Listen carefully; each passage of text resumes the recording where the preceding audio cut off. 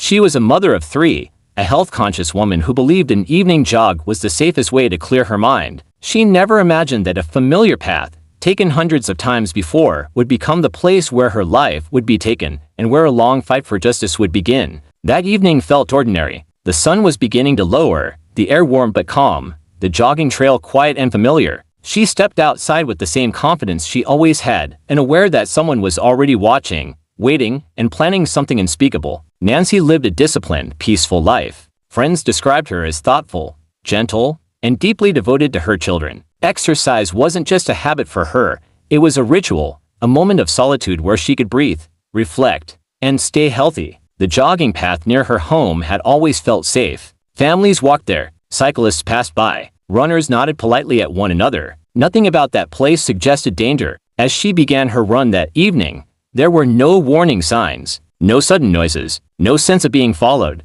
The trail curved gently along the bayou, bordered by trees and brush. It was the kind of setting where people assumed safety simply because it had always been safe before, but hidden within that calm environment was a man riding a bicycle, lingering longer than necessary. Witnesses would later describe his presence as unsettling. He wasn't exercising. He wasn't passing through. He was waiting, and when she ran past him, unaware and unguarded, his attention locked onto her.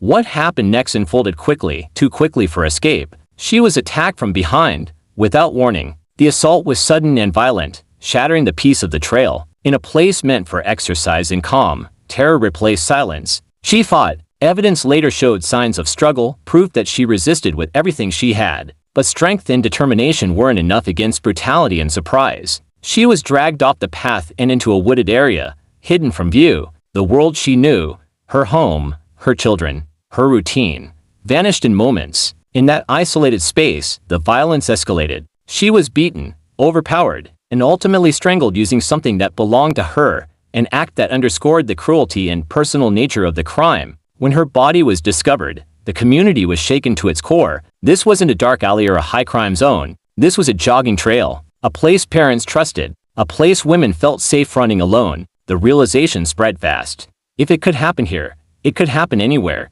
Her family's nightmare began almost immediately. When she didn't return home, concern turned into panic. Phone calls went unanswered. Hours passed. By the time authorities confirmed the worst, her children were facing a reality no family should ever endure, a mother taken without warning, without reason, without mercy. As news spread, fear rippled through the city. Women reconsidered their routines. Joggers stopped running alone. Parents warned their children. The case became more than a single tragedy, it became a symbol of vulnerability, especially for women navigating public spaces they once trusted. Investigators worked relentlessly. Witness accounts, physical evidence, and timelines were examined piece by piece. Reports of a man on a bicycle near the scene gained urgency. Descriptions were compared. Movements were traced. Slowly, a suspect emerged, someone who had been seen in the area, someone whose story didn't hold together under scrutiny. When questioned, the suspect initially denied involvement, but inconsistencies surfaced. Details he shouldn't have known slipped into conversation. Under pressure, the truth began to crack through the lies. What followed was a confession that stunned even seasoned investigators, a detailed account that aligned with evidence only the killer could explain. Yet even with an arrest, justice was far from over. For the family, the pain didn't end with handcuffs or court dates. Grief settled into their daily lives. Birthdays passed. Holidays came and went. Every milestone carried the weight of absence. Justice, when it comes slowly, demands patience few people are prepared for. This was only the beginning of a long legal battle, one that would stretch across years, filled with appeals, delays, and emotional exhaustion. But the pursuit of justice did not stop. The memory of a mother, a runner, a woman who trusted her world enough to step outside for a jog, fueled a determination that would not fade. Her story serves as a reminder danger doesn't always announce itself, and ordinary moments can turn extraordinary in the worst ways. But it also reminds us that voices matter, persistence matters, and justice, though slow, can still be demanded. If stories like this move you, educate you, or make you think twice about the world around you, subscribe for more real stories that deserve to be told, because awareness is the first step toward just ice. The arrest did not bring peace. It only opened a new chapter of pain, questions, and an exhausting wait for accountability. While the suspect sat in custody, the family entered along an unfamiliar world, one filled with courtrooms, legal language, and endless uncertainty. Every hearing reopened wounds. Every delay felt like a betrayal of the life that had been taken. The investigation moved forward with intensity. Prosecutors built their case carefully, knowing that justice depended not only on truth but on precision. Witnesses who had seen the man on the bicycle were called in. Their memories, once hazy, became critical pieces of the puzzle. Timelines were reconstructed minute by minute. The jogging route, the wooded area, the sequence of movements. Everything was examined under a microscope. The confession became a central pillar of the case. Investigators replayed it again and again, matching each detail to physical evidence. The method of attack, the location of the struggle, the way her life was ended, all of it aligned. Yet despite this, the legal process was anything but simple. Defense attorneys worked aggressively to cast doubt, questioning procedures, statements, and motives.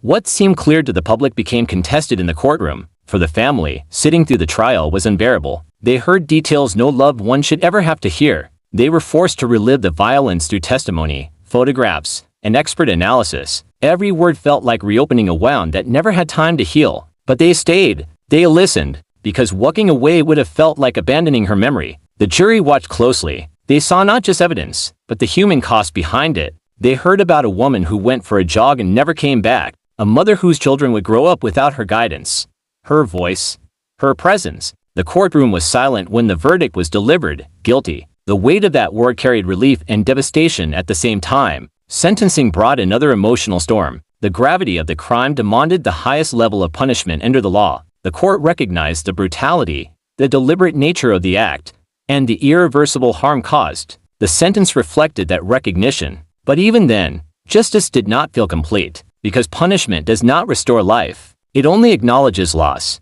Years passed. Appeals followed. Legal arguments stretched the process longer than anyone had anticipated. Each appeal reopened the case, dragging the family back into the trauma they were trying to survive. Time moved forward for the world, but for them, it remained frozen at the moment she didn't come home. During those years, her story continued to echo. Women changed their routines. Jogging paths installed lighting. Communities talked openly about safety in ways they hadn't before. Her life, though taken, continued to shape conversations and awareness. That became part of her legacy, not fear, but vigilance.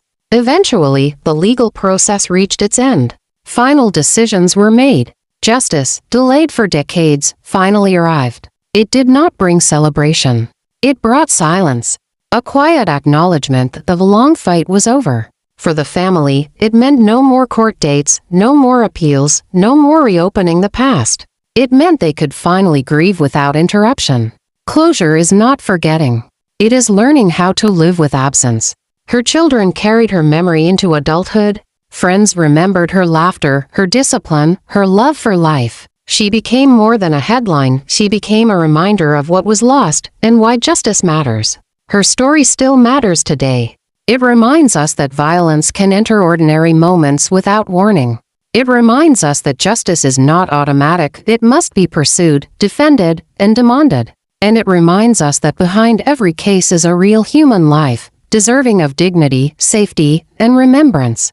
If this story made you pause, think, or feel something real, subscribe for more true stories that deserve to be told, because awareness keeps memories alive, and justice begins with remembering.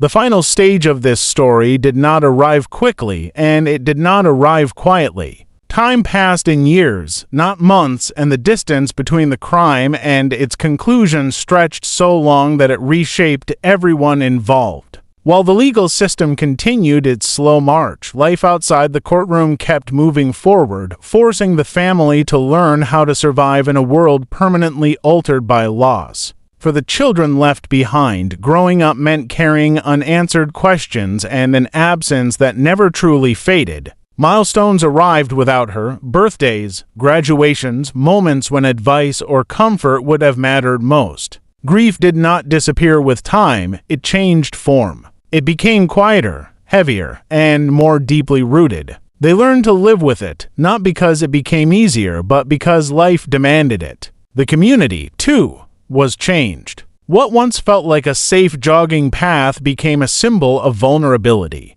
People looked at familiar places differently. Evening routines were altered. Runners no longer went out alone without hesitation. Conversations about safety, awareness, and trust became more common, especially among women. Her story turned into a warning, not one meant to spread fear, but one meant to sharpen awareness. As the years went on, appeals continued. Legal arguments focused on procedure, evidence, and technicalities. Each appeal reopened the case, dragging it back into headlines and forcing the family to relive the trauma all over again. Hope rose and fell with every decision. Closure always seemed just out of reach, delayed by paperwork and legal strategy rather than truth. Still, the pursuit of justice did not stop. Prosecutors stood by the conviction. The evidence remained strong. The confession, witness accounts, and physical proof told a consistent story that time could not erase.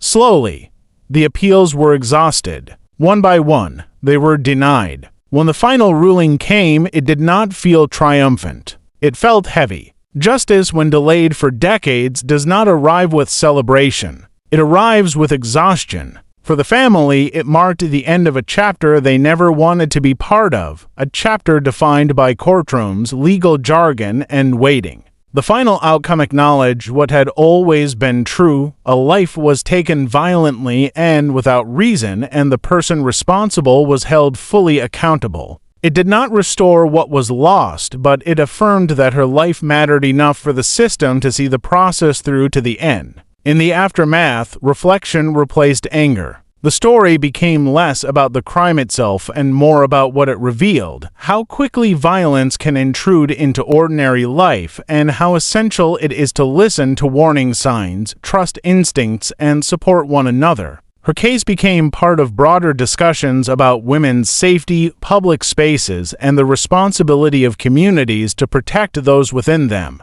Memory plays a powerful role in justice. As long as her story is told, she is more than a victim. She is a mother, a runner, a woman who lived with intention and care. Remembering her means refusing to let her life be reduced to the way it ended. Even today, her story continues to resonate because it reflects a reality many people fear but rarely confront: that danger does not always come from dark alleys or distant places. Sometimes it appears in spaces we trust most. That truth is uncomfortable, but necessary. Justice, in this case, was not just a legal verdict. It was the endurance of a family who refused to let silence win. It was the persistence of a system that, despite its slowness, followed the truth to its conclusion. And it was the reminder that every victim deserves to be seen, heard, and remembered. If this story stayed with you, if it made you reflect on safety, justice, or the value of a single life, take a moment to subscribe. These stories matter, not because of the violence within them, but because remembering is one way we honor those who can no longer speak for themselves.